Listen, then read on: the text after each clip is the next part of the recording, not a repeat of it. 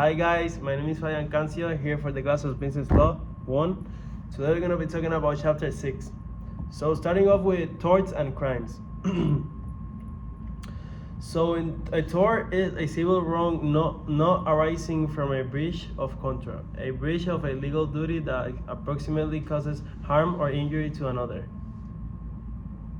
Two notions serve as the basis of all torts: wrongs and compensations.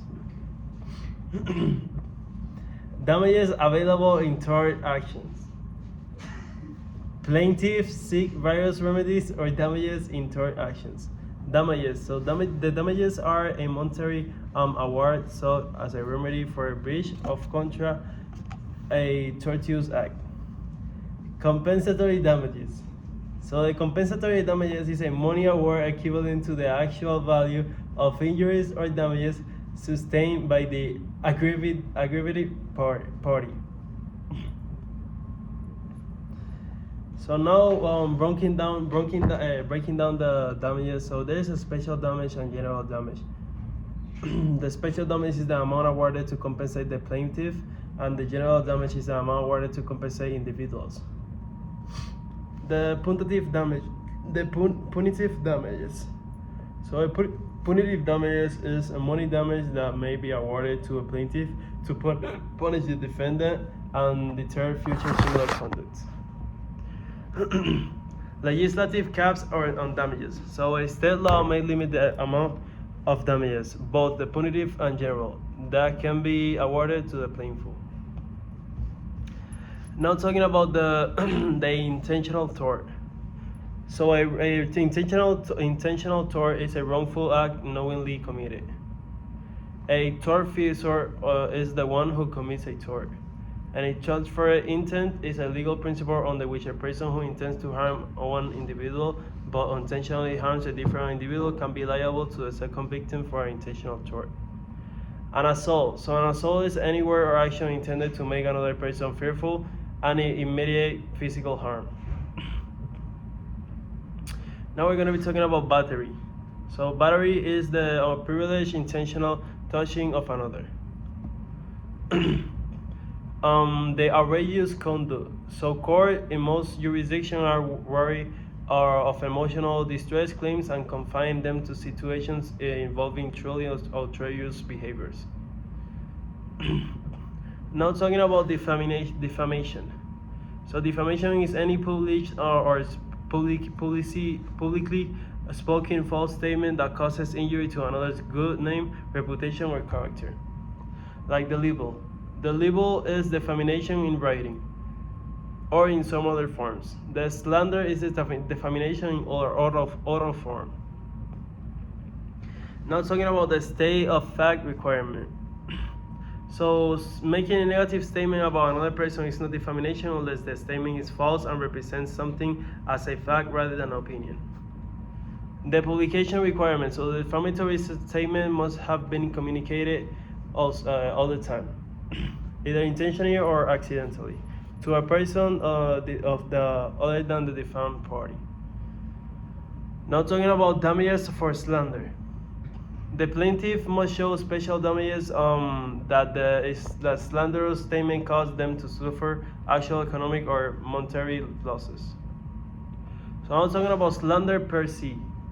So if a false statement continues slander per se, it is actionable with no proof of special damages required. Defenses to defamation. So truth is normally an absolute defense against a defamation charge. The privilege is the ability to act contrary to another person's right. The public figure is an individual in the public limelight. And also talking about invasion of privacy under the common law. So intrusion into an individual's affairs or seclusion. Also the false light, also like writing a story that attributes a person's ideas. Also a public disclosure of private facts, that is a newspaper account of a private citizen's sex life. Also about the appropriation of identity, that is using another person's name, picture for commercials or something else. So now talking about fraudulent misrepresentation. So any misrepresentation, either by misstatement or omission of a material fact knowingly made by the intention or deceiving another, on which a reasonable person would and does rely to their detriment. Puffery. So puffery is a salesperson exaggerated claims concerning the quality of good offered for sales. Now talking about negligent misrepresentation. So negligent misrepresentation is the key difference between intentional and negligent misrepresentation. Misrepresentation is whether the person making the misrepresentation has actual knowledge of its falsity. Now talking about wrongful interference with a contractual relationship. So a valid enforceable contract must exist between two parties. A third party must know that this contract exists also. Now the wrongful interference with a business relationship. So a business person is like prohibited for unreasonably interfering with another's business in their attempts to gain a greater share of the market. Now I'm gonna be talking about the trespass to land. So trespass to land occurs when a person without permission does any of the following: enters onto, above, or below the surface of a land, causes anything to enter onto the land owned by another, or remains on land by another, or permits anything to remain on it. Not talking about liability of harm. So at a common law, a trespasser is liable for any damage caused to the property. Trespass to personal property.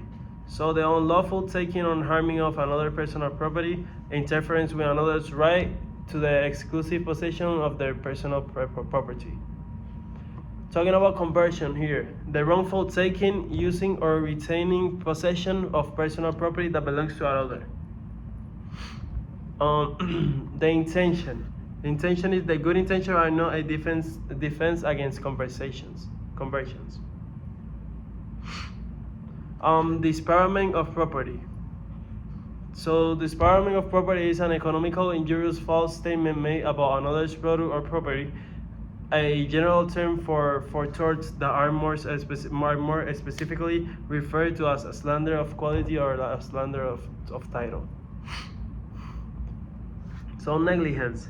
Negligence is the failure to exercise the standards of care that a reasonable person will exercise in similar circumstances. The duty of care is the duty of all persons as established by tort law. Now talking about the reasonable person standard. So reasonable person standard is a standard of behavior expected of a hypothetical reasonable person, the standard against which negligence is measured and that must be observed to avoid liability for negligence. So now talking about the Good Samaritan statute. So the Good Samaritan statute is a state statute that provides that person who rescue or provide emergency service to others in peril, unless they do so recklessly, thus causing further harm, cannot be sued for negligence. So I think if a Samaritan, if you're a good Samaritan, if you're a good person, if you help people of your, or rescue people of your, or provide emergency service to people of your city, community, I think it will not be sued for negligence, of course. Talking about the Dram Shop Act. So the Dram Shop Act is a state statute that imposes liability on the owners of bars and taverns, as well as those who serve alcoholic drinks for the public. So yeah, guys, now talking about the last one is the assumption of risk.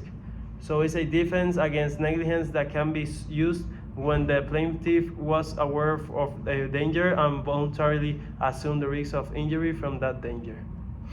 Superseding cause. So a superseding cause is an intervening force or event that breaks the connection between a wrongful act and an injury to another.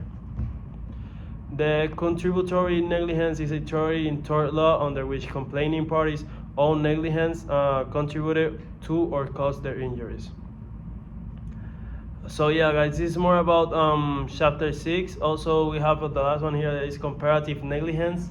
Comparative negligence is a theory in tort law under which the liability for injuries resulting from negligent act is shared by all parties who were negligent. So yeah, guys, this is chapter 6 for business law 1. Thank you, guys.